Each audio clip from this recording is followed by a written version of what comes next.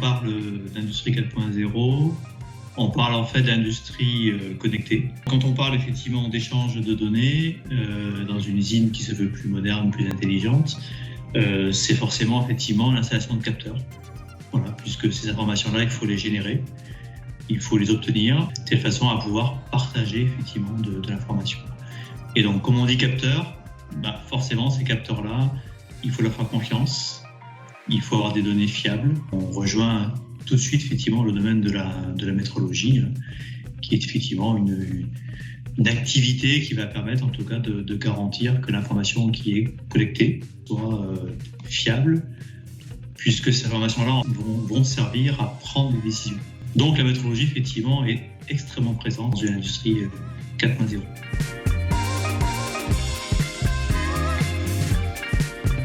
La métrologie ne va pas réindustrialiser la France elle-même, voilà.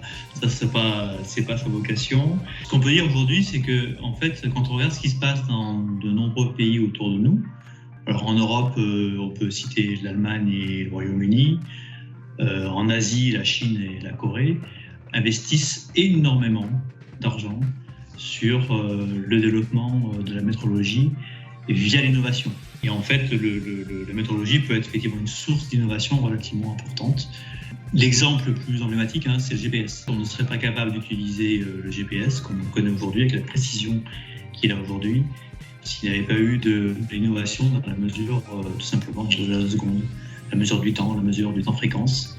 Ce sont des éléments essentiels qui ont effectivement ouvert des champs énormes, on va dire, en termes d'innovation pour la technique, la technologie et la vie de tous les jours. Alors que l'innovation en métrologie peut être un soutien très fort pour réindustrialiser effectivement des pays comme la France ou l'Europe en général. Les enjeux qui sont effectivement aujourd'hui devant la métrologie, c'est aussi de prendre le train du domaine du numérique. Voilà. Et en particulier, tout ce qui est sécurisation, authentification des données. Donc là, on pense à la blockchain en particulier. Tout ce qui est également intelligence artificielle pour l'interprétation des résultats. Qui dit beaucoup de données, il faut les traiter. Ça, je dirais, c'est un peu l'angle numérique. Il y a un deuxième angle qui serait l'angle technologique. Et là, on a un développement important de tout ce qui est technologie quantique. Et puis, je dirais que dans le domaine de l'applicatif, ce qui est important, c'est que finalement, il faut changer la vision de la métrologie à court terme pour que on passe finalement d'un centre de coût, en tout cas que on ne le voit plus comme un centre de coût, mais vraiment comme un outil de la performance.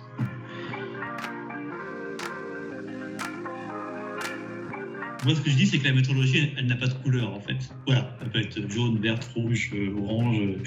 Ce que l'on peut dire, c'est que forcément, la métrologie sera en appui à tous les développements d'une industrie plus verte. Un exemple, c'est qu'aujourd'hui, quand on parle effectivement d'une industrie plus verte, faut-il encore le prouver ?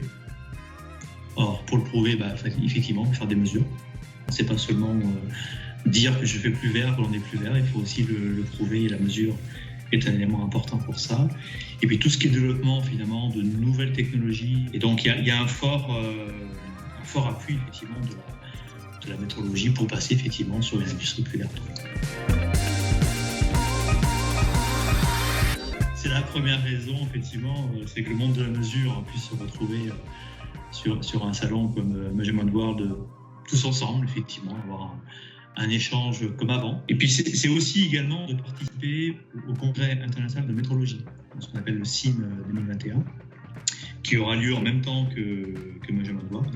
Ce CIM finalement, c'est un lieu de rencontre entre des métrologues, les fabricants d'instruments de mesure, les utilisateurs.